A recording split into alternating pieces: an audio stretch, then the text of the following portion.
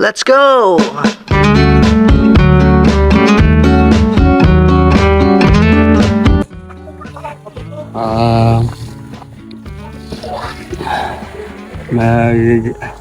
Papalamig po sila. So sa we are getting serious about the weather because there's a heat wave yesterday, and I just attended a funeral today.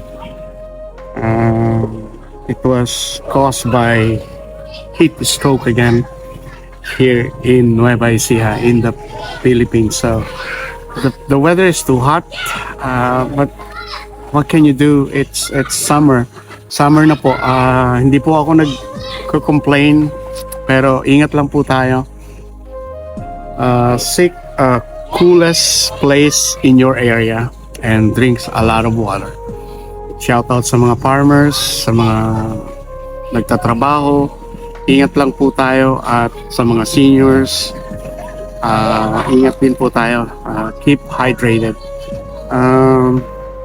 Bon voyage sa'yo, Kasin. Nawa ay you have a safest and nicest trip today. Babalik na po siya sa ibang bansa, sa Canada. Kaya have a nice trip and enjoy your trip. I know you're in business class, so ayan. Ayan po ang update ko sa ngayon. I feel like ang pakiramdam ko para ho akong tinatamad. I'm being lazy because the heat is getting on me now. It's really hot, and the weather will slow you down. So ayan po. But we keep on fighting and we're winning. So ayan po. Maraming pong salamat sa inyong pagsuporta sa aking YouTube channel, at nandyan po kayo na nanonood at sumusuporta sa akin. Salamat po sa inyong lahat. Condolence po pala sa mga Braceros family. Taos puso po akong nakikiramay sa inyo, kay Ate Beth.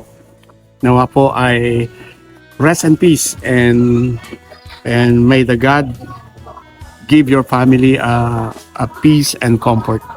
Thank you so much sa lahat. Condolence po sa inyo. At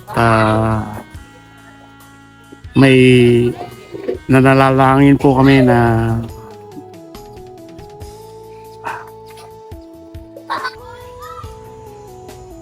ayan po, ang lagi ko pong tanong is, how do we heal our broken heart every time we lost someone that we love?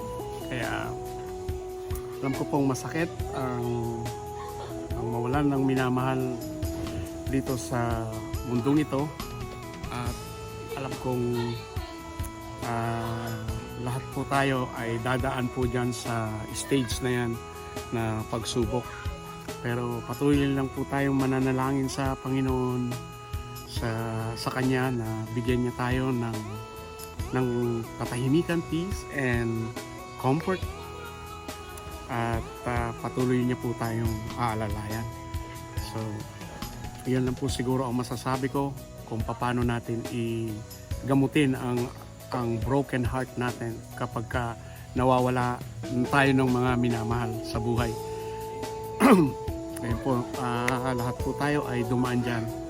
Kaya keep it safe, keep it healthy, keep on moving, because moving is power. Power on. God bless po. Condolence po sa Braceros family, at ang Manaloto and Galang ay nakikiramay po sa inyong lahat. May the God give you peace and comfort in your losses.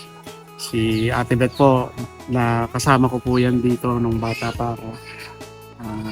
Napakabait po niyang tao. Salamat, Ating Beth.